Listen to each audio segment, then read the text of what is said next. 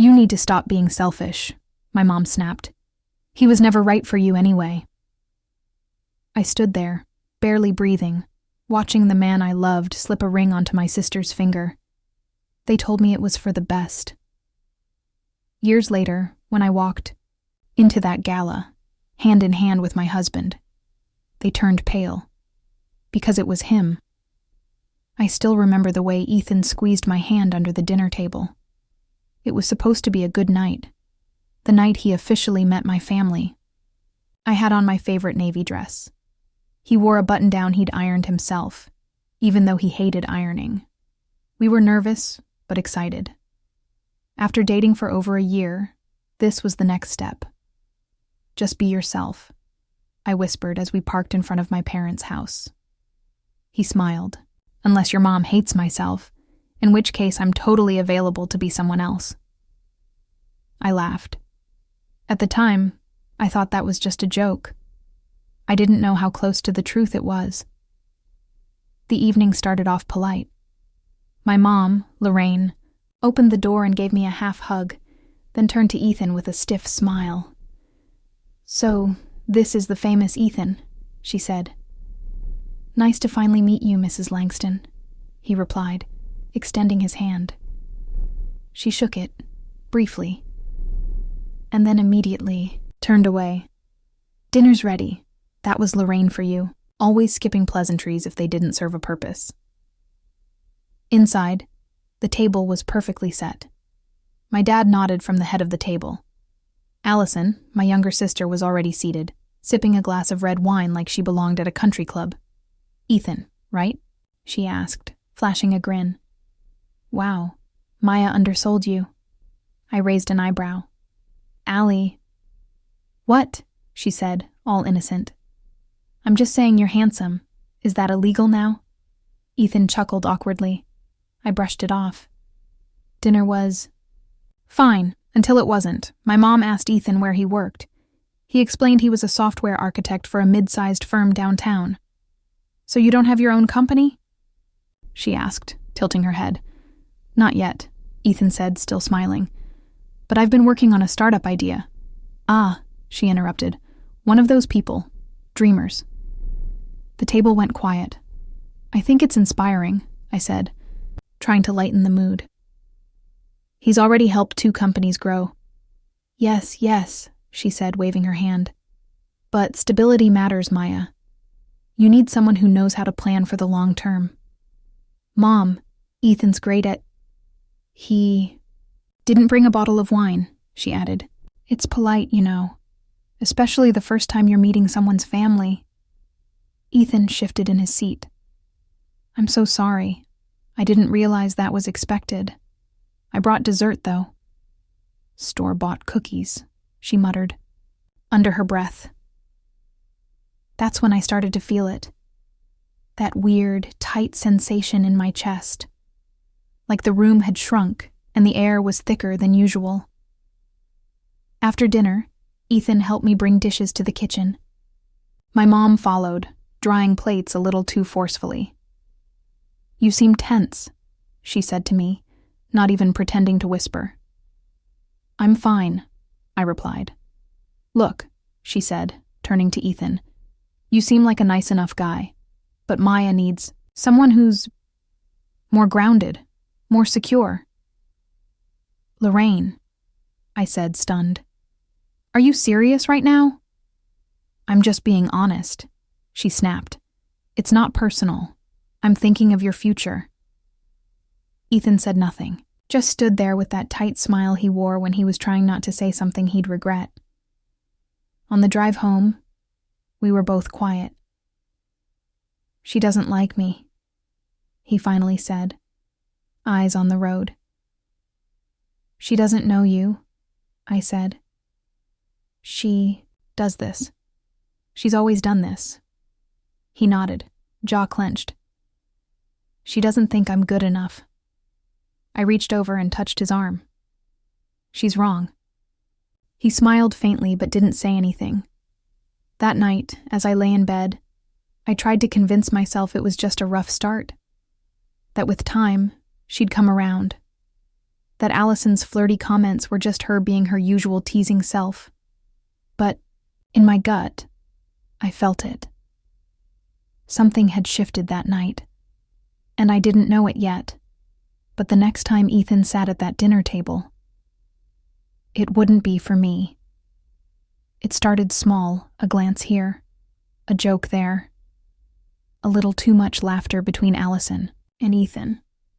I told myself I was overthinking it, that I was being paranoid, that my sister was just being friendly and Ethan was just being polite. But the seed had been planted, and it didn't take long to grow. One afternoon, I was sitting next to Ethan on the couch while he scrolled through his phone.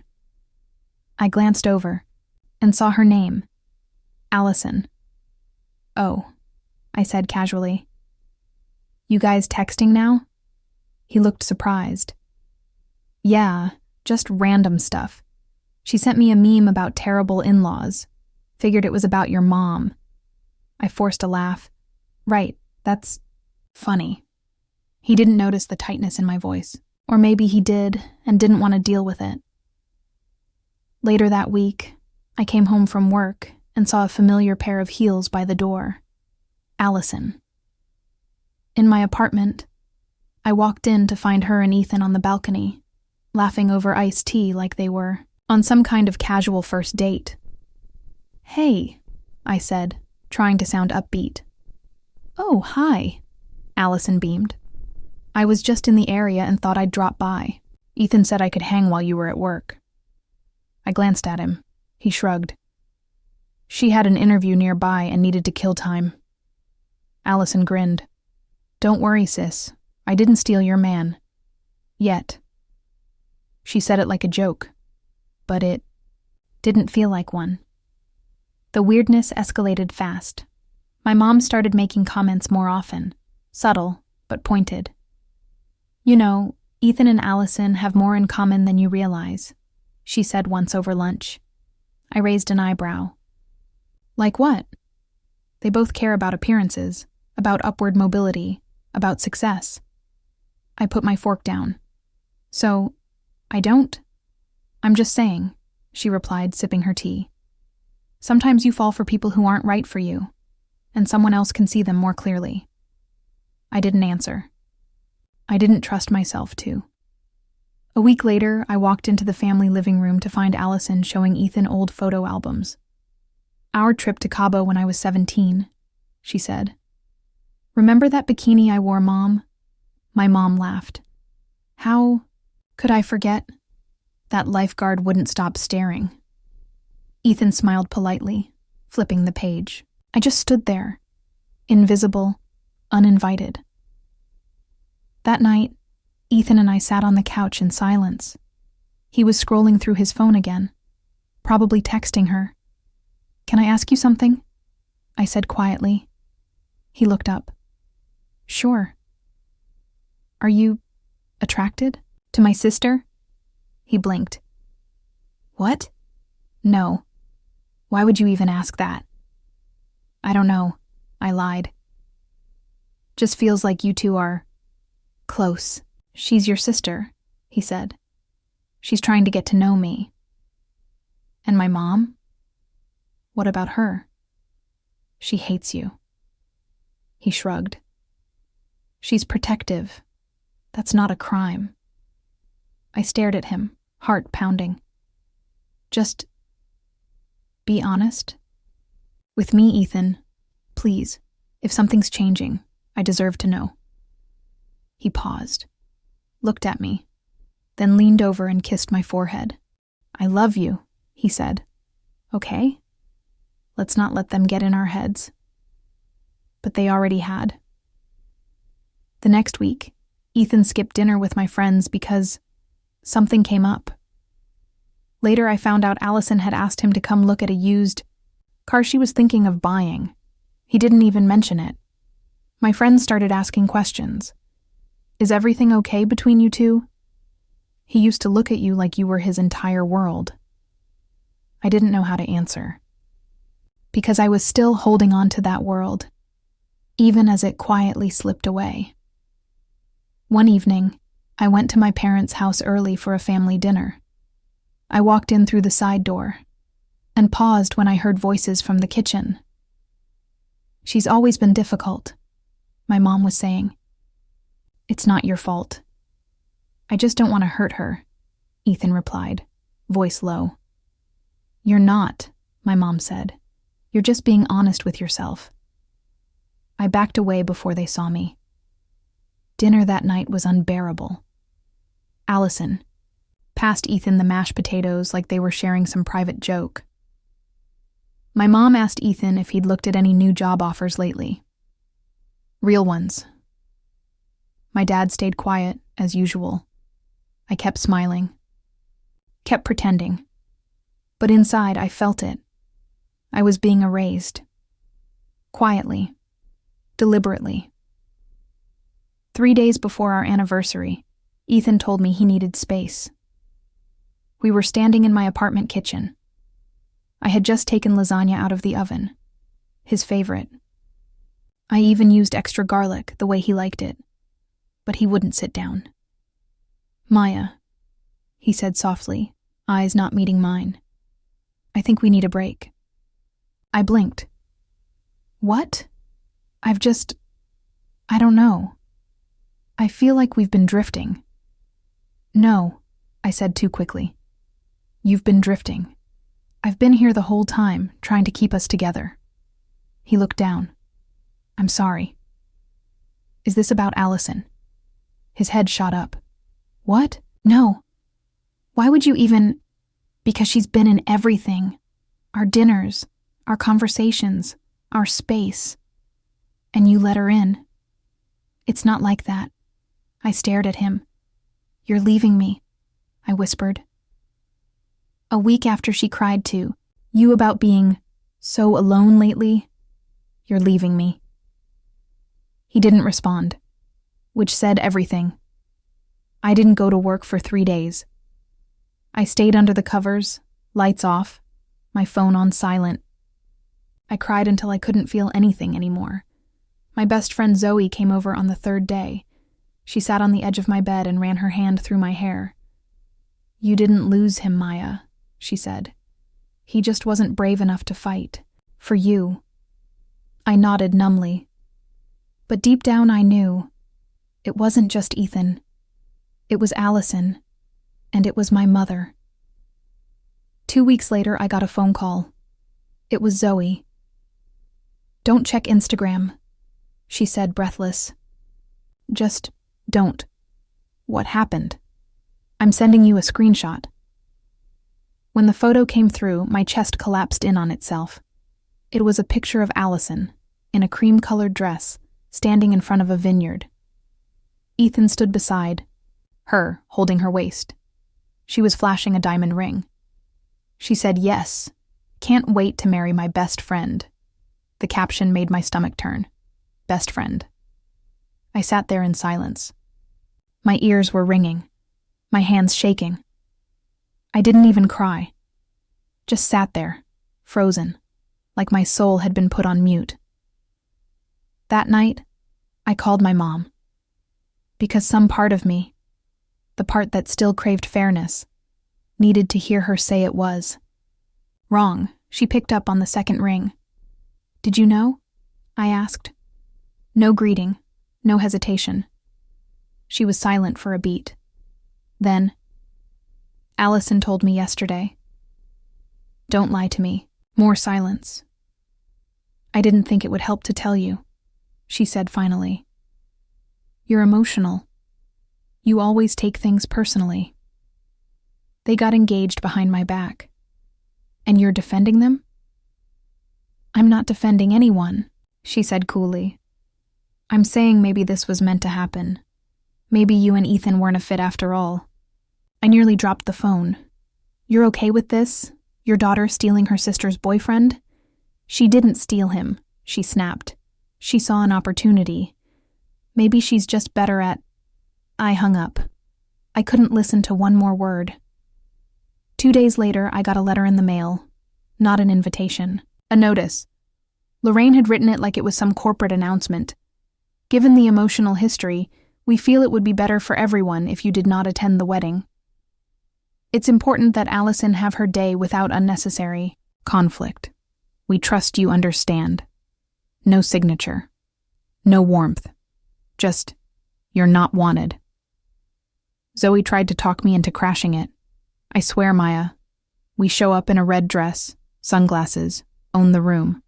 No, I said. I'm not giving them the satisfaction. I didn't even cry that time. Something in me had broken past the point of breaking, and for the first time, I felt something new. Silence. But not the numb kind. The focused kind. The kind that comes right before a plan. That weekend, I packed a suitcase, booked a one-way ticket, and left town. No dramatic goodbye, no social media post, no closure texts. Just one handwritten note for myself, taped inside my journal. They didn't just take him. They took my voice.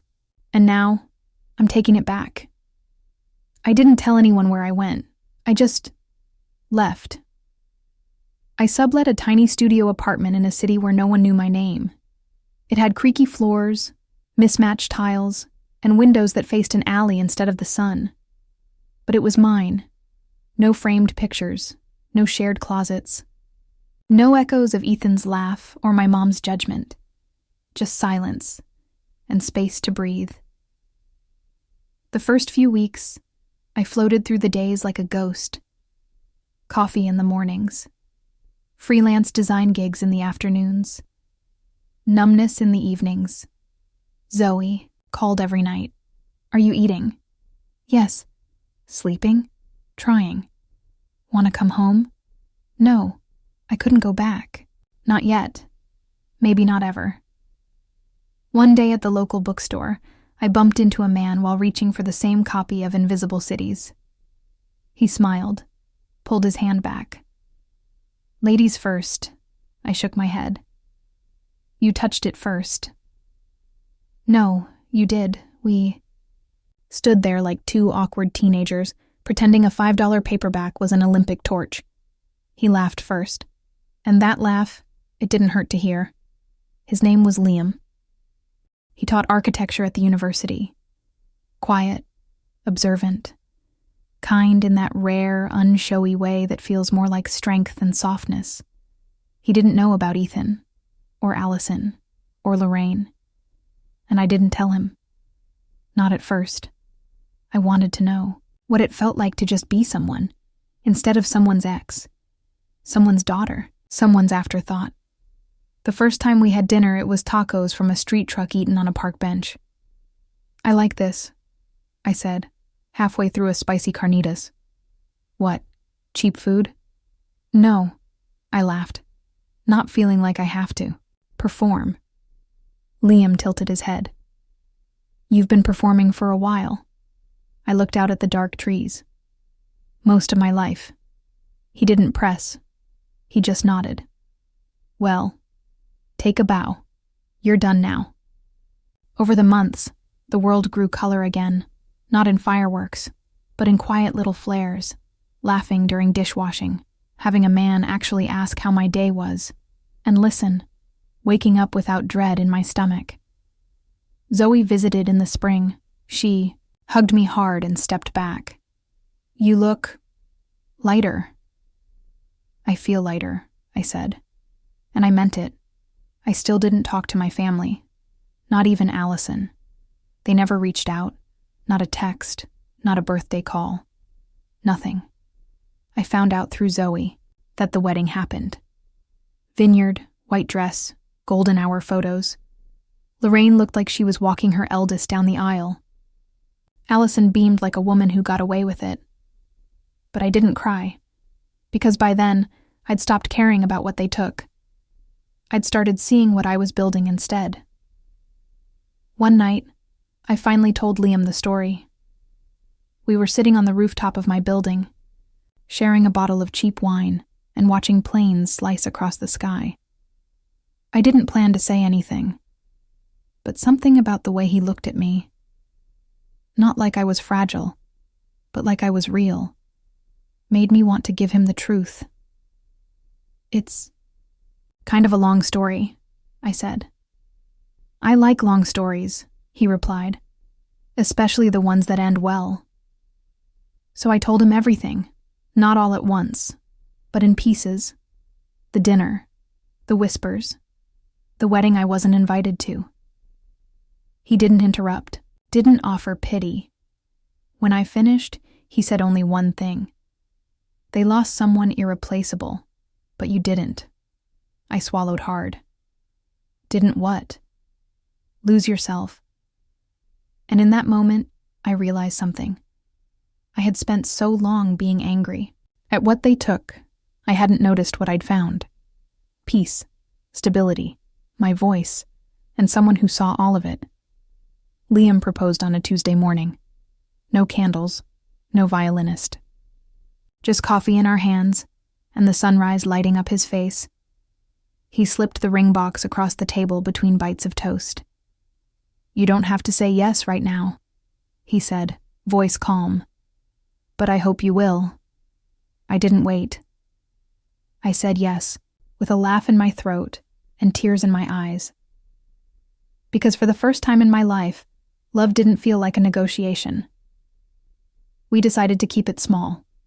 No registry, no fancy hotel, just a courthouse, a garden, and the people who mattered. Which, to be honest, was a short list. Zoe stood beside me in a dress she picked out 2 hours before the ceremony. Liam's best friend officiated. The vows were quiet and honest. No one cried until the cake, and it wasn't even that good, but it was perfect. About 6 months later, Liam got invited to co-chair a major charity gala. He almost declined, said it wasn't really his scene. But when he mentioned the name of the foundation, my stomach did a strange little flip. The Langston Foundation. As in, my mother's name, my family's legacy. The same foundation that used to give out scholarships and run clean water projects. The same one Lorraine used to parade around in pearls for. I'll skip it, Liam said gently, noticing the change in my face. We don't have to walk into that fire. I shook my head. No. Let's go. The evening of the gala, I pulled my hair into a soft bun and slipped into a dark green gown Liam had once said made me look like I could run the world. When we walked into the ballroom, heads turned. But I wasn't looking for attention. I was looking for closure. It didn't take long. At table 9, seated under the chandelier, were 3 familiar silhouettes. My mother, my sister, and Ethan. Lorraine looked polished, of course. Cream blazer, pearl earrings, tight smile. Allison looked just like I remembered, flawless and hollow. And Ethan looked older, a little thinner, like someone who had everything but still felt the itch of missing something. Our eyes met for half a second. His jaw tightened. Allison followed his gaze and nearly choked on her wine. Lorraine's face didn't register emotion, just calculation. Want to leave? Liam whispered. No, I said. I want to stay. Throughout the evening, I didn't approach them. I didn't wave. I didn't exist for them. Not anymore. But they watched. Every laugh I shared with Liam, every person who walked up to greet him, because Liam wasn't just attending, he was keynote speaker that night. One of the foundation's largest private contributors, a man of presence, a man they never saw coming. During his speech, I sat in the front row, hands folded, smiling softly as he talked about sustainability, community investment, and the power of small decisions. Sometimes the most life-changing moments, he said, are the quiet ones, the ones no one claps for. But they're the ones that shape who you become. I could feel Lorraine's stare burning into the back of my dress. Good. Let her look. After the speech during the donor reception, Lorraine approached me. She was alone. Hello, Maya? She said, cool as ever. Mom, I replied, sipping my champagne. There was a long pause. You look, well, I am. Another beat. She glanced toward Liam. He's impressive. I tilted my head. You think so? He didn't bring wine to your house the first time either. Her lips pressed into a line. I never meant to hurt you, she said. Smiled. You didn't, not really. Then what did I do? You showed me exactly who I never want to be. And with that, I walked away. I didn't say a word to Ethan, didn't look at Allison. I didn't need to. Because in that room, in that moment, they already knew. I had the life they tried to steal, and I didn't have to take revenge. I just had to live well. We didn't stay long after Liam's speech. He had done what he came to do. I had seen what I needed to see. But just as we were slipping out through the side garden, I heard a voice behind me. Maya? I turned. Allison. Alone. Dressed too tight, smiled too rehearsed, wine glass nearly empty. Her voice cracked slightly when she said my name again. I didn't know you'd be here. I figured you wouldn't, I said calmly. She stepped closer, heels tapping against the stone. You look incredible. Thank you. Another pause. You're married? I held up my left hand, the simple gold band catching the garden lights. Yes. To him? Her eyes darted to Liam, who was giving me space, hands in his pockets, watching from a distance. Yes. She gave a forced laugh. Wow. What a twist, right? You always were full of surprises. I didn't respond. She shifted her weight. I didn't know how to talk to you after everything. Because you knew you were wrong, I said, not unkindly. Just plainly. I didn't mean to hurt you, she said, eyes glistening. You didn't care if you did, I corrected. She looked down. Silence. Ethan joined her a moment later. He looked at me like he was searching for someone who no longer existed. He opened his mouth, then closed it again. Finally, he said, You look happy. I am, I said. He nodded. That's good. You deserve that. I tilted my head. That's funny. You didn't think so when you were slipping a ring onto my sister's finger. He flinched, just slightly. Maya, I was confused, pressured, misled. I smiled. Or just selfish. He swallowed hard. I stepped. Closer, voice steady. You were my person, my partner. And you handed me over like I was inconvenient. You didn't just break my heart. You joined the people who tried to erase me. He couldn't hold my gaze. I'm sorry, he said quietly. I know. Said, and I'm done carrying it. Behind them, I saw Lorraine watching from the edge of the garden, too far to hear, but close enough to understand. I gave her a small wave. She didn't wave back. She just turned and walked away. Liam came to my side as we exited through the gates. Everything okay? He asked. Yeah, I said. They needed to see. See what? I smiled up at him. What I became without them. The car ride home was quiet, peaceful. I leaned my head on Liam's shoulder as the lights of the city passed us by. They froze, I whispered. Who? My mother, my sister, Ethan. What did you say to them? Nothing they didn't already know, I said. I just let them look at what they lost. Later that night, Zoe called. I saw the photos, she said. Girl, you looked like vengeance in heels. I laughed. I didn't go there for revenge. No? She asked. No. I went so I could finally stop looking over my shoulder. She paused, then said, So what now? I looked around the living room, at the framed photos. At the books Liam and I were still unpacking. At the shoes he'd left, half tucked under the couch. Now, I said, now I live. Some people need to burn everything to feel powerful. I learned to build. It's been 2 years since the gala. We live in a townhome now. Cozy, nothing flashy. There's a little garden out back where Liam grows herbs he forgets to use, and a messy corner of the dining room where I work on design projects while he grades papers. We laugh a lot, the quiet kind of laughter, the kind that doesn't need a punchline, just presence. Sometimes I catch myself staring at the life we've made, half expecting it to disappear, like it's too good, too soft, too steady. But it's not a dream. It's the reward. My mom sent a card last Christmas. No apology. Just, hope you're well. Would be nice to reconnect sometime. I didn't reply. Not because I'm angry, but because I'm finally free. Free of trying to earn what should have been given.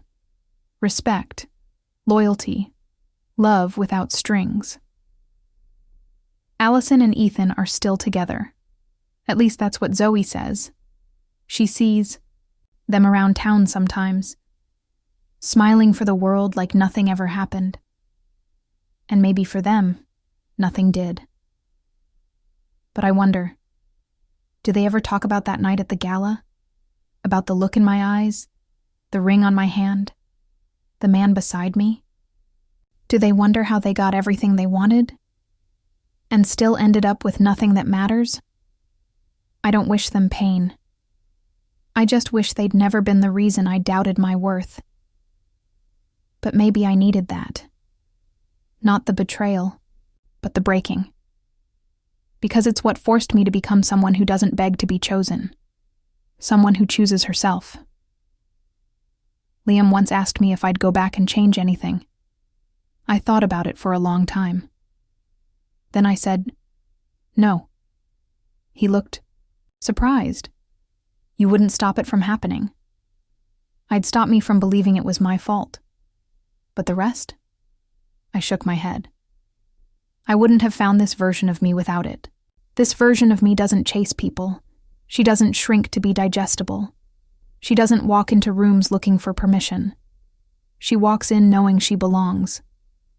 Sometimes when the light hits just right, I remember Ethan's eyes. Or my mother's coldness. Or Allison's voice trying to make everything sound like a joke. I let the memories come, but I don't hold them anymore. I've made space for better things, like Liam brushing flour off my nose in the kitchen. Like Zoe, showing up with wine and bad gossip and the kind of friendship that never needed proving. Like waking up every morning and realizing I'm not surviving, I'm living.